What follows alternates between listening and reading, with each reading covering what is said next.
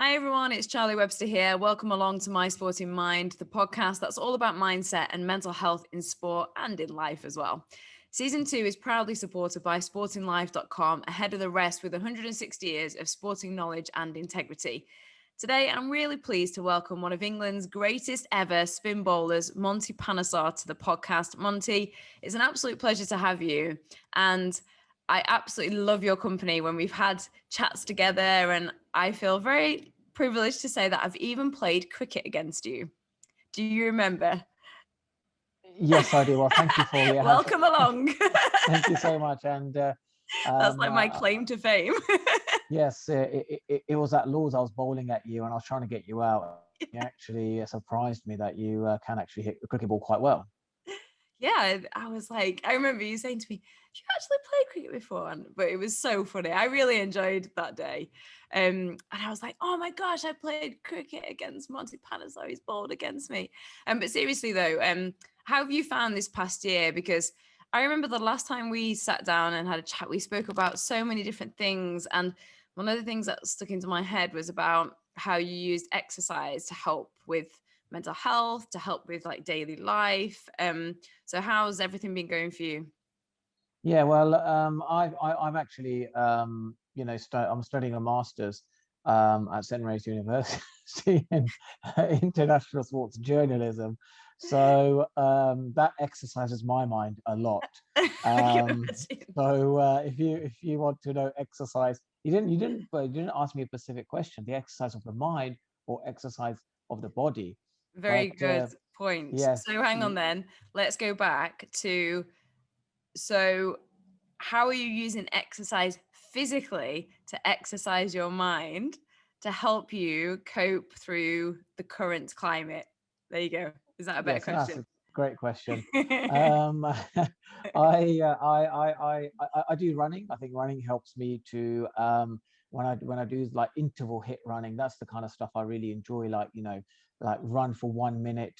As far as I can with 30-second rest. Do that. 10 times, 15 minutes of that. It's really good. Nice workout. And then a similar one is when I do for 2 minutes. Again, run for 2 minutes and then have a 1 minute rest. Do that 10 times, that's 30 minutes. But through the whole process, I find that I'm going through different emotions. I'm Mm, going through different sort of things that are on my mind, the goals, maybe the struggling, the conversation that I'm struggling to have with certain people, or some of the good stuff that I need to revisit. And that's what it does. When you go through running, go through the exercise, you're actually going through a process of maybe get rid of some emotion, enter some positive thoughts, trying to find some answers to some things in your life that are happening now. And it's that high intensity exercise. And I always check my heartbeat on the treadmill, and I try and get up to maybe 175, 170 at least. Then I know I've had a really good workout. So I like to, really sort of push myself and sort of keep pounding on that, treadmill, because intensity exercise is so good for the body. It, mm. it really, like there's a few people out there say to me, "Oh, I want to look young. Maybe I should go and do some, get some Botox or this." I said, "Guys, just do hit running. You don't need any of that. That the oxygen flowing through the body will cleanse you, and you feel great afterwards." I can totally relate to the thinking things through. When I'm running, I so often find myself having a conversation with myself in my own head. And sometimes I'm like play out scenarios, and it's almost like an amazing space to be able to do that without all the distraction that I think is current. And then so going back to your point that you made, how are you exercising the mind then? And why have you decided to do a master's? That's really interesting. Yeah, well, I think I'm finding like the mental sort of the mind exercise through the course. Really, I'm learning so much about sports journalism. I'm writing a few articles, have to do a lot of reading, do some research and planning, and then putting it all together. And there's times where my mind just like, oh gosh, it's like going through 100 miles per hour, and I need that time to get away from it. So rest is so important for me, but also exercise, and diet as well. Diet, all of that kind of plays a part. So there's times where there's certain times of the day where I can do my reading and writing, and there's other times of the day where, I can do a bit more sort of digital journalism, go to areas like I went to Arsenal. I interact with the fans, the crowds, and I make a little, video. I can load up on Twitter, so that's something fun. So I can break up my sort of day but still cover the aspects of sports journalism. So where do things stand in terms of cricket for you now then? Because I mean, I've done a few things with you and you come across brilliantly. Like, you're doing stuff digitally, socially, and interacting with people. And it's almost that you became a hero with England, maybe a slightly unlikely one, and everybody just loved you, and you have such incredible charm, and you've released a book, you've told the story around what was going on for you, which we'll get more in depth of. But where's cricket? What does cricket feel like for you right now as we sat here today? Yeah, look, it's a great question, Charlie. You'll definitely understand a sportsman's mindset. So I play for Twickenham Cricket Club on a Saturday in Twickenham. So when I have a home match, I expect you to see you there, maybe with your bicycle, doing a 10, 20K, cycle, and you're just All right. sort of having a bit of a rest and watching me bowl, which will be great. Or I can Um, actually bat against you. well, you can do maybe during the warm-ups you can do, but then when it's a league match and it's a rival game, then I have to bring my A game on, because I want us to win the league this year. Um, so yeah, that's my competitive mindset. So it allows me to, again, I think what cricket does, that competitive juices, that I have, I'm on a Saturday, I'm allowed to, demonstrate that on a cricket field, compete with the batsman, game situations. It really kind of like ticks all the sort of boxes, what I used to do as a cricketer. And then again, it's that fan interaction, fan engagement. It's, where we play, it's actually on a public sort of, park, but there's always people walking around, and there's a lot of people sort of come and watch. And some who are cricket fans probably know me during my cricketing days. They'll just come and watch me bowl. But it's a nice crowd, and that's the thing. I know that I have to interact with my fans, give back to cricket. That's another, if it's in a way, by playing club cricket, it makes me feel like I'm giving back to cricket, because there could be a young Middlesex player.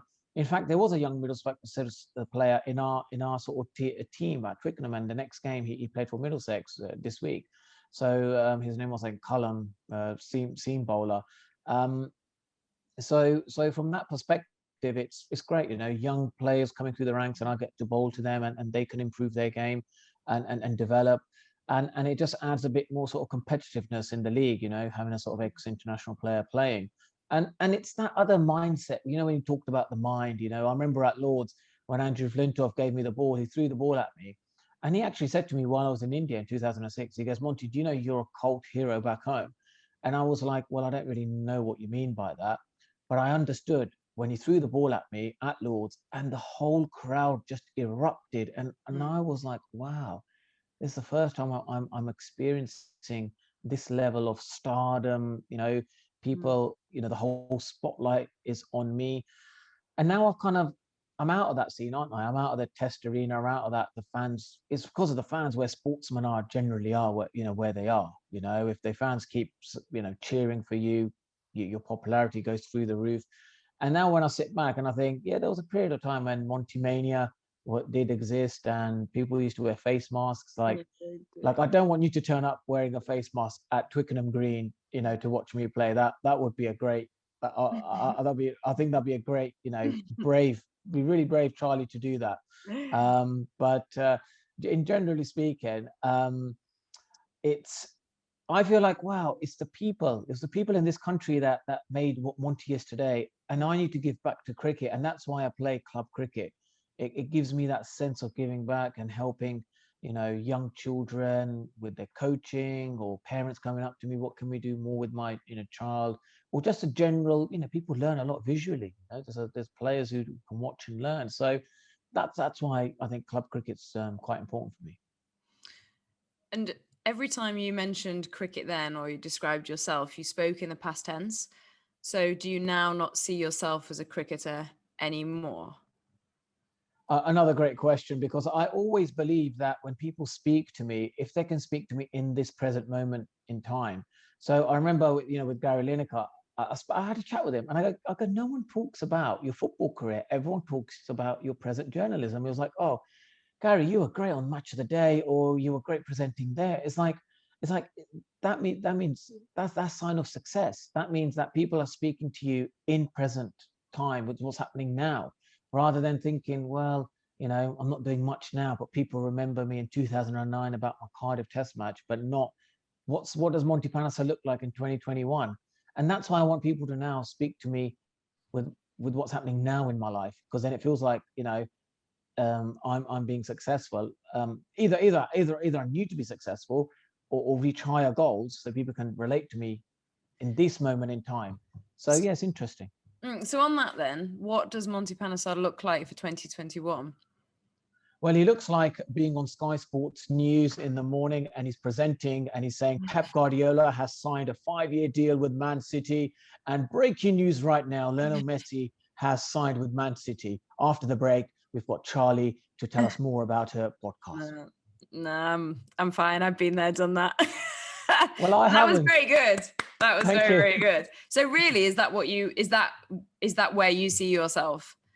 Well, I think when I signed up to the course, I spoke to my parents. I go, look, I'm not really getting anywhere with this sports journalism. I thought during the World Cup and the book release, someone would have given me an opportunity. Maybe I don't know, one of the major media channels, Talk Sport or Radio 5 Live, or even Sky Sports. But nothing came about, and I thought, I look everyone who are involved. They're like ex England captains, or they played over 100 test matches. I played 50, and then I've been out of the game for quite, 2016 was the last time I played. So I've been out of the game for quite a long time. So they said to me, look, if you're serious, you should do a course, and then review, then see what doors open up for you. And then at St Mary, I think they had Emma Painter, who's actually at Sky Sports News, and so then I thought, yeah, this is what, once I finish the course, hopefully my outdoors and opportunities will open up in this area, in these areas as well. So that's what I'm hoping. I don't know. Maybe it's a bit ambitious, but who knows? I really admire your tenacity, I suppose, and determination and strength, because I've almost seen you go through this change and career change, and we've spoken about it before.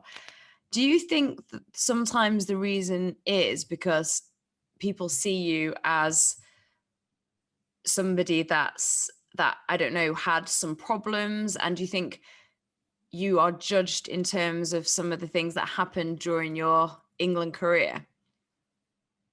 Look, there's times, and my behaviours in the England team wasn't great. I remember Sri Lanka Test match. I was 12th man. I get so grumpy when I was 12th man, and I wasn't filling up the drinks. Put my headphones on, listening to music, and Andy Flower came down and then just nudged me. He goes, "Look, what are you doing? You got to help the team out."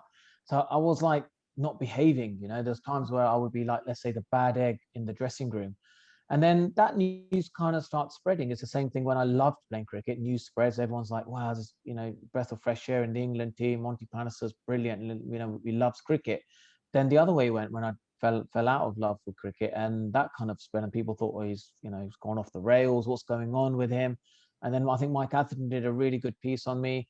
And then that's how I had to open up in the media about, obviously there's certain struggles, which I was denying, even to the point, to get me to do the interview. The people around me was like, look, you have to do it. You can't keep denying this. And so yes, I start talking about it, and then it's just that my natural drive, really, of how I got to the England team is the natural drive in sports journalism. I think if I can't achieve something, then it makes me even more determined to chase that goal rather than completely turn off and do something else. It's so there's so many different skill sets I learn from this sports journalism that I'm always just keep working at it, because it's that dream for me, isn't it? It's like, well, my goal is to be on Sky Sports News presenting, like the people who present right now, and I'm chasing that, and that helps me to occupy my time, occupy my goals. like it stops being, you're busy, your stuff, it's because I'm chasing that dream. So that's one way of like keeping yourself busy. Mm. It's interesting that you said, you were seen as a bad egg in the change rooms, and, you mentioned doing interviews, and there's things very well versed out there. You can Google your name and it talks so much about things like alcohol and, you know, what happened with your behavior. But what often isn't talked about enough is why you were behaving like that. Because that's the first time I've heard you describe, well, oh, I was a bad egg, but were you a bad egg, or were you struggling? And when did you start to realize that? You said, were you falling out with cricket, or just was that the first time you started to struggle? When did you start to feel those things? I think it wasn't. It's the results in front of you. It's like when you're not getting selected to play, when you don't get a ball, when they tell you, oh, maybe take a week off and then come back. You kind of think that, why are people sort of shutting the door and telling me like to come back, and maybe just you're a bit angry at the moment, just sort of come back and then join the team. This was when I was at Essex, and Paul Grayson was brilliant at managing that. But I think it kind of like, the question, is then, is Monty consistent now? What's his behavior like now? Where is he sitting right now? And that takes time. So, in 2019, I used to go to World Cup games. I went to test matches. And that's all it was. It was my way of going to the people that I knew in the media stand, in the media centres, ex-England captain, like the likes of, Geoffrey Boycott, Michael Vaughan, Nasser Hussain, Mike Atherton, David Gower. They were all there. I'll just go and just to show my face. But they would just tell them that I'm doing okay. But then once you lose that trust, or once you misbehave, or once you're coming through, let's say, a mental health issue, they want to see it over a long period of time. Is this consistent behavior where he's mentally actually okay and he's happy and everything is great? And that's what I did. And even my parents used to say that. I said, you've got to put in the hard work now. You've got to win back the cricketing community by showing them that you're good, you behave well, you're consistent, there's nothing wrong with you. And we know there's nothing wrong with you, but you got to go out and show it to the world. And that's what I did. That was my goal. But you had you had depression, you had a mental health problem, and there's nothing wrong with that. So do you think it would have been treated differently if it was a physical problem? And do you think you can have a health problem and still be in sport?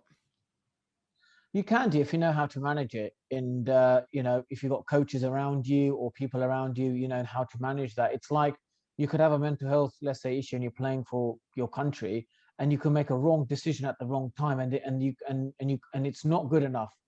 I'm sorry, it is not good enough to say, oh, actually, I don't know, I just couldn't think straight, or anxiety kicked in, or I felt really, mood wasn't great. It cost us the game. We lost, and there's money involved in big games.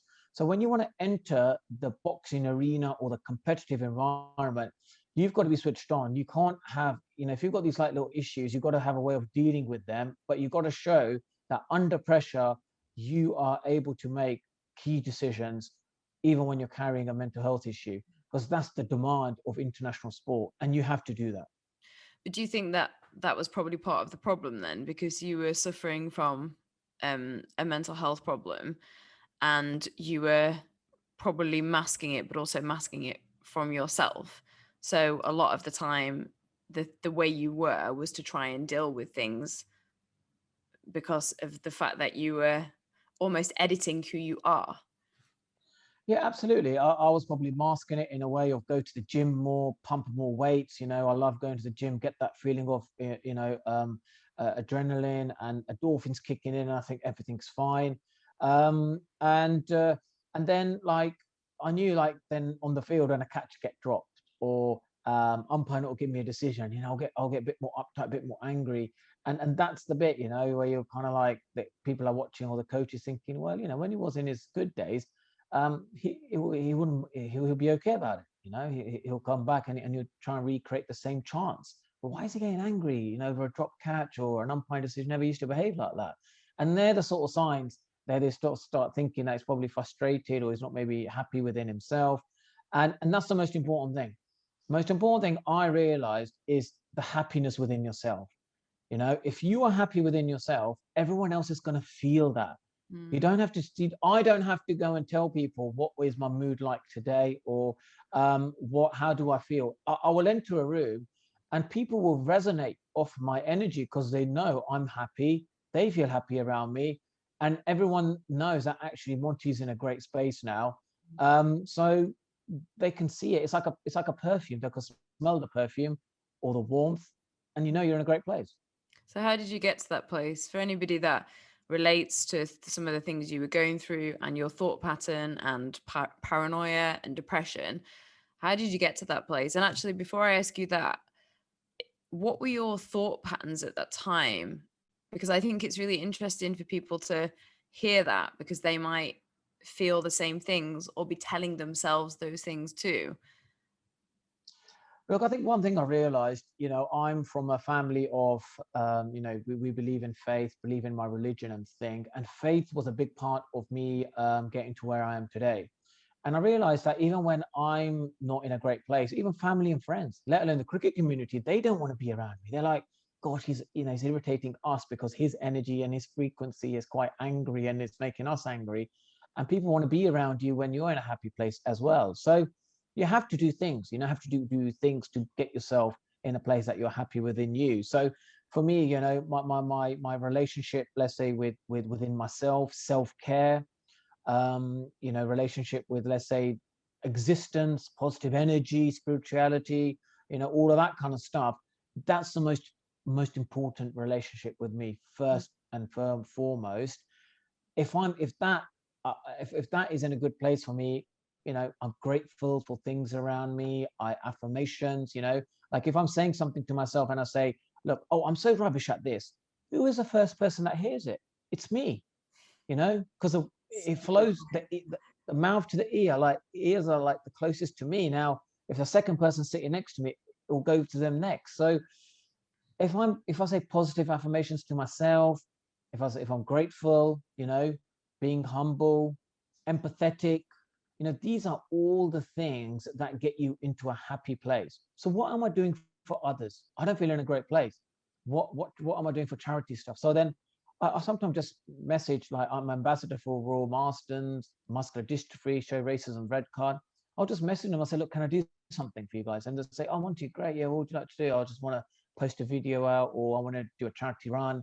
And they go, yeah, go on then, do this, go and do that. And that takes me away from, let's say, okay, from myself, because I'm giving to others, right? And it's the example of my coach, who, Touchwood, is not, well, he's not here with us anymore. He unfortunately passed away. And he said, look at the sun. The sun always gives light, but it doesn't take anything from anyone. It's always giving. So you got to have that mindset, even if you want to become the greatest sportsman in the world. The greatest people, the greatest sportsmen, they give. They have this mentality of giving. You have to just give, and it all will fall into place. And by giving, actually, as human beings, we feel a lot more calmer within ourselves, and a lot more happier when we're helping others without thinking of business, transaction. And I think that is a lot to do with being in a happy place as well. Is that what's helped you? And you said, about saying you're rubbish. And I think it's so powerful what you said, because I think people have a very strong critical voice, and then they start to listen to it, and it can become a cycle where you lose self-confidence. It can cause depression. And how we speak to ourselves is really important to listen to.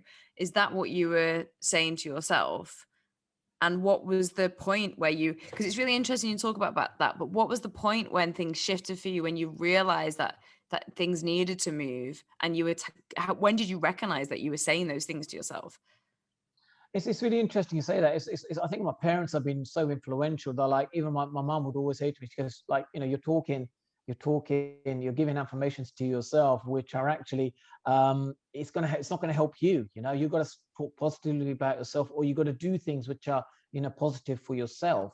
So these kind of things are so important. I think relationships with your parents are also important, because it's a biological thing, that 50% you carry of your mom, 50% of your dad, just a biological energy thing that they seem to just, they'll say something that will probably be helpful. Then maybe, you don't have to speak so much, and you get to the solution quicker. So that's been a huge part of my life. Both my parents, that, they've been very, helpful. And it was them really who said to me, like, go and do the course. I never thought to myself to do a master's. They kind of pushed me, to do that. And even today, if I'm struggling, let's say, with learning something, or they'll ask me, how's your, what are you up to, how's your new set of skills that you're learning. I was like, I'm really struggling with this new book. I can't understand it. And they go, look, you just got to go through it, and they'll say, sometimes they'll reaffirm the stuff they say to me. They go like, go through the pain barrier like you used to. And then that's where the physical training is really helpful for me. When I do boxing, sparring, or even yoga stretches, running, I'm going through that pain barrier. I'm like, this pain is good for me because it's going to help release and free me up. And that's what it does. Afterwards, you feel a lot better. And I just don't think people who do go through, difficult times, they are willing to go through the pain, or the pain threshold, which sometimes maybe sports people have that naturally because it's so competitive. That's a really interesting point. So what do you think the most important thing you look back at and learn about yourself is? I think what I learned about myself is I wish, when I wasn't in a great place, I would just go away and maybe coach like an under 15, kid, or under 17, in our team, go and, give back by doing coaching, or do something else. Take the conversation away from myself, and by helping others. And then it helps me to then, when I've, when I'm exhausted, and I've expend all that energy on just helping other people, then when I'm back to myself, I think, how do I feel now? Do I feel better? Do I feel like, all of that kind of stuff that was in my mind has kind of like, just gone away, and I feel a lot better. And sometimes by giving to others and interacting, and that congregation of people, they help to heal you, you help to heal each other. And then you just feel better without having that internal dialogue within yourself, and trying to maybe work out, what is going on today. It's interesting because I feel like the narrative of conversation a lot is focused on giving. And I don't know, I wonder if also it's a way to deflect off yourself a little bit, do you think? Absolutely. This is Don't my whole like, yeah, strategy. like if it's okay to ask you that. I think it's just really interesting because a lot of Yeah. it is like giving, and I wish I could give. But I wonder if that's also a way to deflect on away from how you are feeling sometimes. Yeah, absolutely. It's my strategy. So, I must say, Charlie, you're an intelligent girl, and you've obviously you've interviewed a lot of people, and you've worked out my strategy. It is, when I don't feel great, I give to others, and I help them out. And afterwards, that conversation that I had with, how I was feeling, actually gets eliminated. That's what I found. And it comes back from my younger days, when in Sikhism we call something called seva, voluntary work, and we have a lot of, like, they call it the British Voluntary Army. I think Ross Kemp did this amazing documentary on the food banks, and it comes back in Sikhism. We have this principle of voluntary, work, helping others, and it's very much part of, by helping others, you're helping yourself, without having to go through the sort of internal dialogue that's happening with you. You have this faith that if I help others, I have that faith, by helping others, I'll feel happy, and I'll feel great.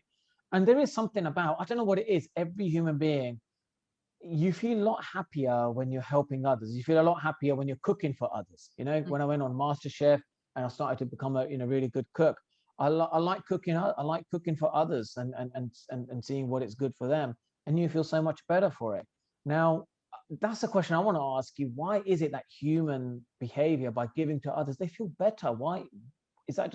Is it we're all built that way? That's a good question. I don't know. It was interesting because I was listening to you talk a lot about giving there. And I think sometimes it's a distraction from ourselves, like you said, from that voice in our head and that narrative in our head. I think that it helps us feel a sense of purpose. And I think a sense of purpose is really, really important. And I think when people, I don't know whether you can relate to this in your cricket career, did you struggle when you were struggling? Did you then start to question or lose your sense of identity and who you were and your sense of purpose because you had this trajectory where you were so successful? You said, people were putting masks on that represented you. You became a bit of a cult hero, and then things went a little bit bad for you and you were struggling. And then you were almost like, I don't know, you tell me, did you start to lose your sense of purpose almost? And I think that's why giving's so powerful, because I think it makes you feel like you're giving something, you have a purpose for your life. Like that's what you're here for. I think it makes people feel good when they see somebody smile. Like, so even on this conversation, like if, and I don't know, you weren't smiling, and like I want to make sure that even making this, that our conversation helps other people, right? Like, why do I want to do that? Probably because sometimes because I want people to know that it's okay to feel rubbish sometimes, to tell yourself you're rubbish, to have that dialogue. And it's actually really more common than we care to talk about. And I think a lot of the time our struggles are far worse when we are in isolation. So that's why I do this podcast. But then I think it also helps me in a way, because it helps me release some of my own struggles. And in knowing that I can pass it on to somebody else, maybe it helps me know that my story is useful for somebody else. So then throwing it back to you. So did you feel like you were maybe losing your sense of self and purpose? Look, I think it's more the question of the sense of peace and happiness within yourself, and that loneliness is a great, term, because, I think loneliness is one of the factors of, mental health issues. And that's why when I talk about religion, faith, I go to, let's say, my, Sikh temple as a place of congregation. In place of congregation, in place where there's a lot of people there, what it does, it gives you the opportunity to help others, and you can help in many forms. You can be by listening, you can listen to someone else, help by advice, help by, doing some voluntary work. So that sense of, congregation, or, you look at every sort of place, like the church, mosque, mandir, wherever you want to say it, they're all places of congregation. And you kind of look at it and you kind of think, well, they all are built from the same kind of cloth, really. There's people there, they all come together, they worship their own faith, and through that everyone actually feels better. So again, it takes you away from loneliness, doesn't it? And you look at how science is telling you what mental health issues are. One of the factors is loneliness, and the opposite of that is congregation. So that's why I think, yeah, I'm a great believer that, spirituality, faith, all of these things are one of many avenues, to feel happy and peace within yourself. So did you feel lonely?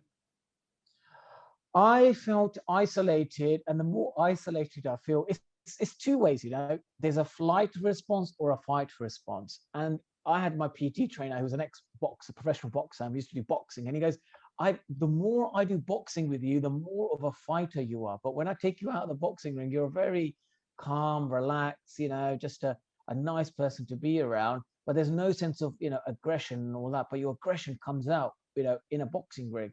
So me, when I got lonely, my denial was even stronger. It'll be the more lonely I got, the more I had these talks of everything's fine, I'm strong, and I ended up being this, instead of a nice person, a monster. It's like a fireball walking around, and I'm the fireball. People can see the fire around me. No one wants to be near me because they're thinking, I go near that fireball, I'm going to get my hands burned. And the people who love and care for you, they're like, I want to help this person. He's on fire. Monty is on fire right now. How do we pour water over him so he calms and he's okay? But he doesn't want to be poured water over him. He doesn't want the help, because he's telling the world he is fine. But I'm on fire right now. And that's there's two responses. There's the other one where you're in your room isolated and everything's dark and you're switching off reality, or the other way where you're just lit in fires in society, and you're ended from Monty to a monster, and that's when I realized that, gosh, I need a way of getting balance back in my life. But that was just your way of coping. How does that make you feel now when you talk about yourself like that? It makes me feel so good because it's the truth. It's the honest truth. I look at the mirror. This was the truth. I'm facing up to my truth. It's like when you have onions, each layer you just take off, and you get to the core. This was my truth. My truth may not be the same as someone else's truth, but you must meet reality and face up to your truths. And this was my reality. It's a really common coping mechanism at that anger. And I absolutely love the way you describe it. I was like nodding my head when you described it as a fireball, and it's almost the denial of yourself. And it's really common when you're feeling very isolated, the words that you used, and sad, and hurt. Underneath is anger becomes the coping mechanism on the top to protect you from the hurt. So it's really common. It's a really common way of coping, and I think it's great to hear that from you, because if somebody is feeling like that themselves, maybe they can look underneath that and see what it is that's actually hurting them. Would you relate to that?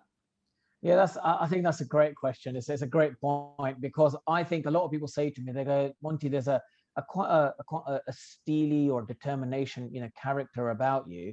But when they get to know you and they peel that sort of layers of onions, or we peel the layers of clothing off you, there's a very soft, gentle, this lovable guy, big-hearted person, which warmth of energy, which is actually who you are. But you obviously, when you're not in a great place, and let's say that inside is now really anger or you're hurt, then the outside layer is going to be like even more determined to protect that hurt by denying that I'm hurt. Instead, I'm going to be saying everything's fine. And the more I meet my hurt and the pain that I'm going through now, the emotional pain, I'll be saying, no, I'm even more better, even more better. And then I go to the gym, the more heavier weights I lift, the more boxing I do, more sparring. I'm sugarcoating what's really happening inside, that hurt inside, through exercise. And that's what then you have to meet. You have to meet that hurt and that inside. Why are you feeling hurt? You know, when you released your book, did it help a lot because it was your truth? Because you said you could look in the mirror and be like, this is me. It's almost like I don't have to keep fighting it anymore. I don't have to keep projecting this image of myself. And I can imagine there seemed like there was so much judgment around that. And then to do a book and to put it out there, was it a relief? I think it was a great process to go through. It was about me being obviously honest to myself, but going through my journey. This was my timeline. This was my journey. These are the different events, the stages that happen. And it helped me to emotionally think about, well, how did I feel at that time when I, let's say, took my first test wicket? How did I feel when Gilchrist was hitting me for sixes, and the decision of the wind going with the ball was just going further and further? How did I feel when I dropped that catch? How did I feel when I saved a test match? What did it feel like when I was bowling up my best? So when you go through that whole roller coaster of emotions, you're actually cleansing yourself. You actually, just like gives you much more sense of balance. And in the end, that wavy sort of waves of, ocean waves, once I finish the process, you end up this calm wave, like a nice surreal wave, and you're feeling absolutely calm within yourself, because you've gone through the journey that's very personable to you, that's very specific to you and your life. That's why that was really good for me. I want to go back to a point that you made about Gary Lineker, and you said that, oh, nobody talks to him about football anymore because he's now Match of the Day presenter and all about journalism. Would you prefer now not to talk about cricket? So if I asked you, how do you look back on your England career or things like that, is for you now, is that like, I don't want to talk about those things now? Or do you see that in a really important part of your story and learning? I think at the moment I'm still connected to cricket because I played with Jimmy Anderson, England under 19s. and he's the highest wicket taker. And I played with like Alistair Cook, played, some cricket with Ben Stokes. So at the moment, I still feel connected to cricket because I've got players in the England team who are like my mates, teammates who I've played with. But once they start retiring, so when Alistair Cook retired and at the Oval, I felt a real massive lump in my throat, thinking that that's part of me who's retiring because he played all my 50, we played our 50 test matches together and we made our debut together. So in a way, I was so happy for him, but in a way, it was like, wow, there's a part of me retiring from international cricket as well.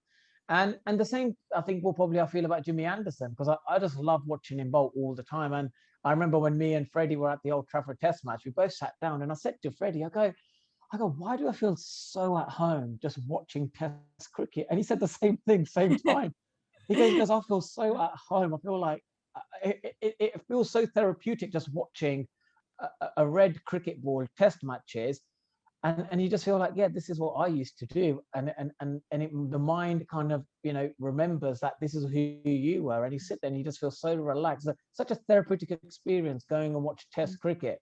That's one of the reasons I go there as well. I love watching Test cricket and meeting everyone because they are all kind of part of me at some stage in my life.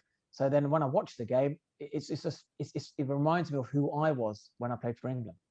It's nice because you're really smiling when you're talking about that, and it's really lovely to hear you talk. So how you can still see that love that you have for the game, and I can imagine there's been so many highs and lows in that, and it's really nice to see that you can see it as a really good thing. How do you look back on it then? Is it with love, or is it with sometimes regret?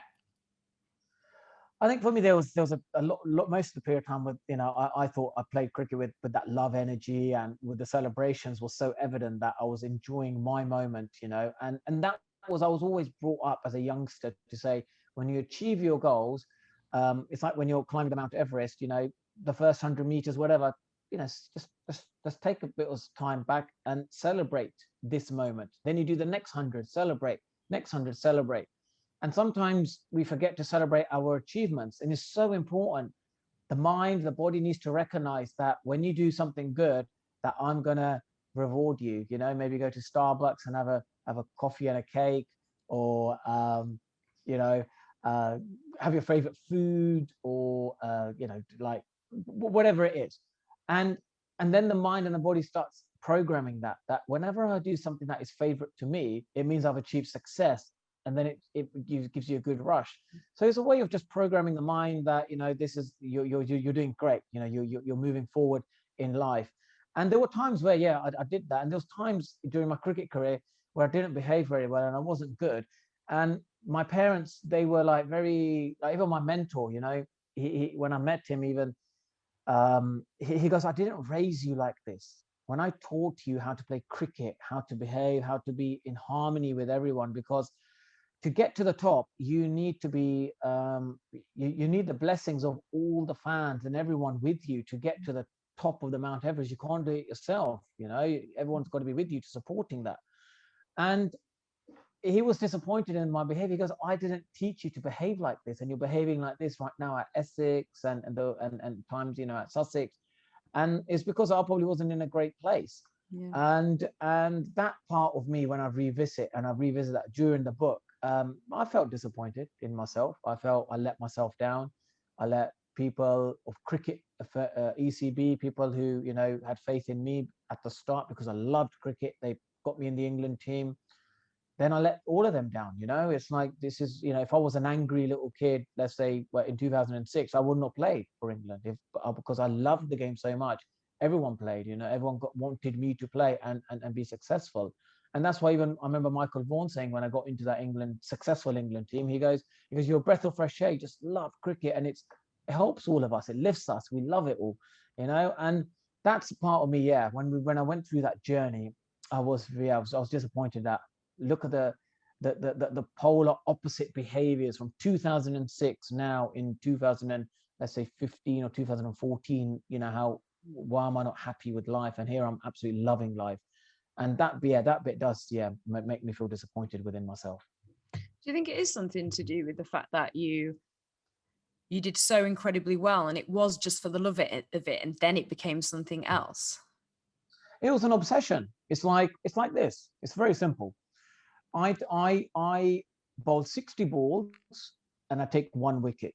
Now my body and my mind knows that every 60 balls I'll get a wicket. So at some point, I'm gonna get that rush of great feeling, But now it's taking me 90 balls, So then 180 balls, I'm taking 2 wickets, but 180 balls before I should take 3 wickets. So that feeling of rush has already gone down by 30%. And it goes less a little bit more and more as your strike rate keeps going up. And where's that feeling of, you're fighting for that feeling then? And it becomes an obsession. You start training more. You can't get away from it. You just bowl, bowl, bowl. And you know that there's something maybe wrong technically, or there's something wrong maybe, uh, elsewhere, tactically, or the mind or physically, that I need to maybe have a chat with coach. But sportsmen go into this zone of obsession, get completely obsessed, and they think, right, bowling more, training more will get me out of it, and then I will able to go back to my normal strike rate and perform really well. It doesn't happen, and that's where it starts dripping then the mind starts chasing that feeling of, that euphoria that you have when you take a wicket or you perform well. It's taken much longer to get that feeling, and then the mind starts sort of, not happy. He's not happy with you now. Yeah, starts playing tricks with you and telling you that you're not good enough. And then I Yeah. can imagine it just becomes a spiral. On that then, advice would you give to any younger, or what advice do you give when you're working with younger players now about how to, that obsession in a way is partly important for mindset for success, but at the same time, how do you make sure it doesn't become so obsessive that you do what you just described? I think there's got to be that element of having a best friend in the team. At that time, I didn't really have a best friend. I remember, even Graham Swan saying to me, he goes like, apart from connecting with Monty, we didn't know how to else speak to Monty. Like if we took the cricket bit out of the way, I never used to play golf with the lads. I wasn't a great FIFA player. I wouldn't go and talk and maybe do other activities because I was so cricket obsessed, and that was my weak. That was my super strength became my weakness. So I wish I had another activity. I wish I was, good at golf and just go and, have a chat about, golf gears and the whole, swing and this and that, something else apart from cricket.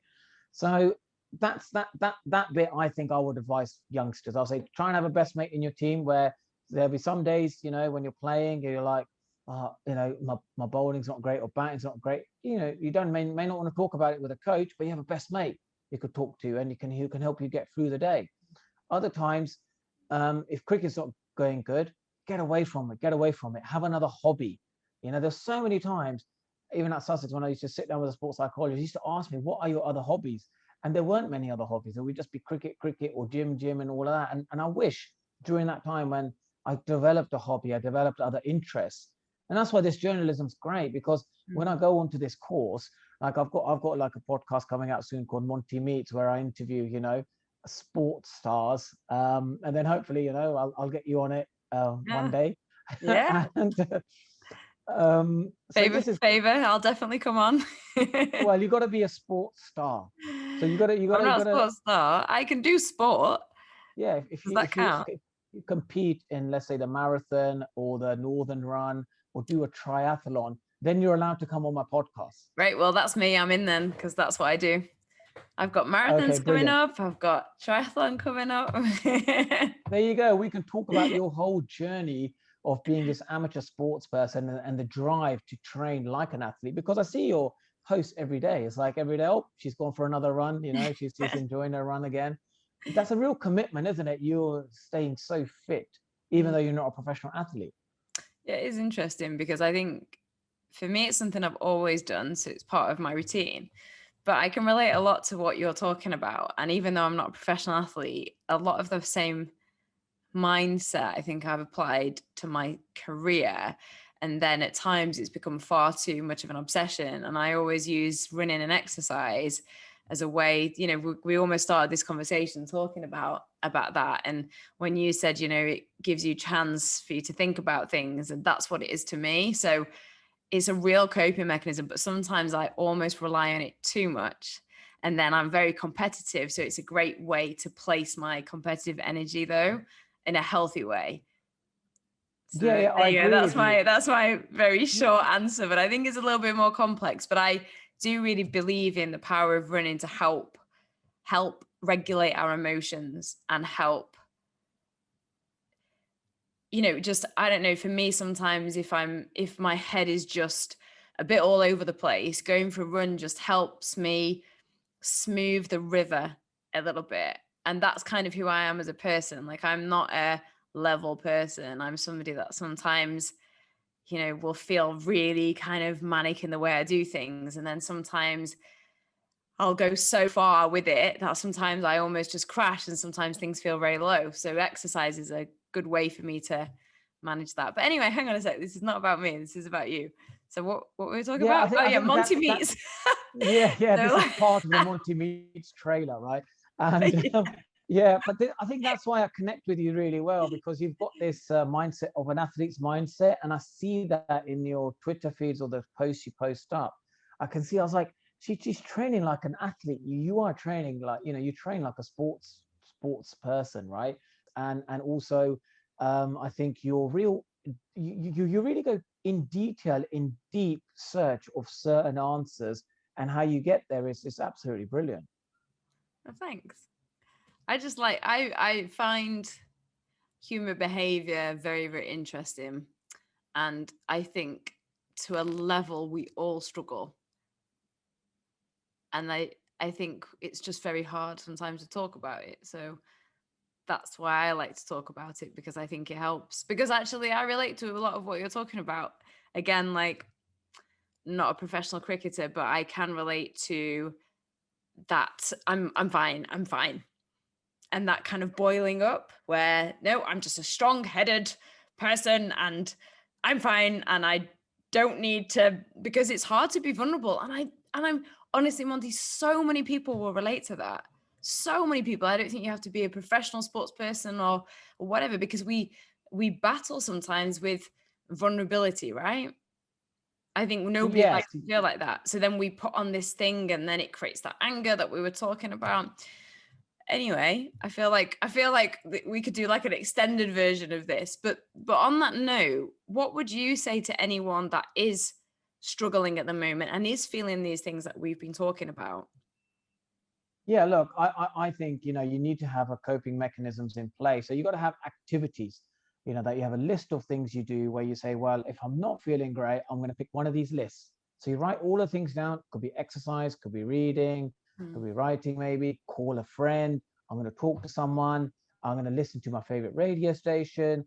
I will, try and maybe go for a walk. Then there needs to be some sort of mechanisms, right? You need to have some activities that relate. So your body and your mind thinks, right, when I do these activities, I'm doing something to help myself. And there's a consistent pattern in doing that as well. It's not just, you're not consistent with it. So these things are so important. And I think sometimes people may not have that structure. They said, oh, I don't feel great. So what do I do? Oh, Mm. I'll have this internal dialogue within myself and talk and think why I'm not feeling great, rather than just say, get up, okay, let's look at the list to make me feel better.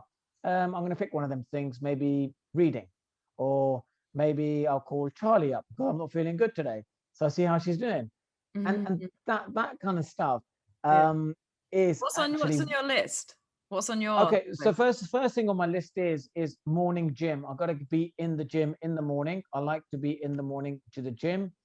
I also, when let's say I've been overloaded with, let's say, information, or I like to listen to LBC because I like to go, because one part of psychology I learned is that be in touch with daily news. So get your mind away of what's going on. What's the daily topic today on LBC?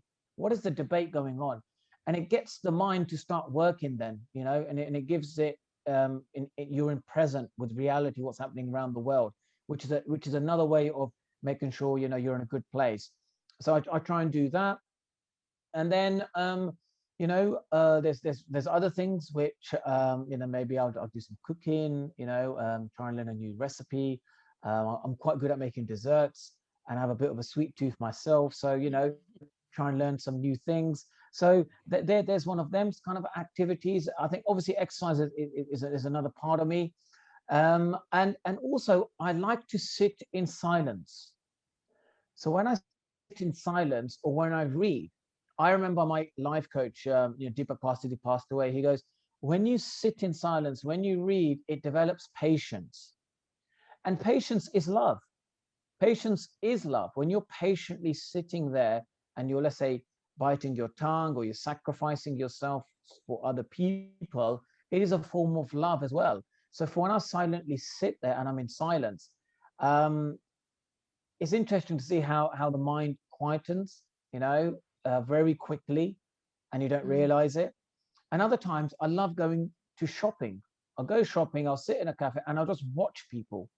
I'll just watch what people are doing, what's going on, what is happening there, what's that, and then just you laugh at some funny jokes, or you laugh at kids misbehaving, just like running around and stuff, or whatever, and it helps you to understand the mind that this is human activity. We're here. This is real now. This is the reality. This is the pace of what life looks like right now, and these kind of things, just help me a lot. Monty, thank you so much. It's been absolutely brilliant to speak to you. There's so many absolutely fantastic, brilliant things I think you've said during this, and I think it will just help a lot of people. And it's really great. Like, I appreciate your honesty, and I think a lot of people really do. I think it's very admirable, and I can't wait to listen to Monty Meets. Thank you. Yes, please do. Little promo there for you. Yes, absolutely. And I've made the podcast between 30 to 40 minutes, so people go for a run. As they go for a run, they can listen to it. Yeah, that's very true. I think a lot of people have started to listen to podcasts like when they're walking or running. Um, I think this is a little bit longer than 30 to 40 minutes, so they'll have to go for an extra long run. um, thank you so much, though, Monty. Thank you. Yeah, thank you for having me. Thank you so much. Thanks all for listening. Check out other episodes as well, including, if you like cricket, Australia cricket head coach Justin Langer. We had such a brilliant chat too, and loads more on our Apple and Spotify pages. And remember to visit sportinglife.com ahead of the rest when it comes to unbiased opinion and sports analysis. If you are really struggling, you can always reach out for help. And if a lot of what Monty said you can really relate to, there are charities such as Mind, the Samaritans, and Sport in Mind. They do understand. And you can also text shout to 85258 if you don't want to talk to anyone on the phone. Take care, and we'll speak again soon.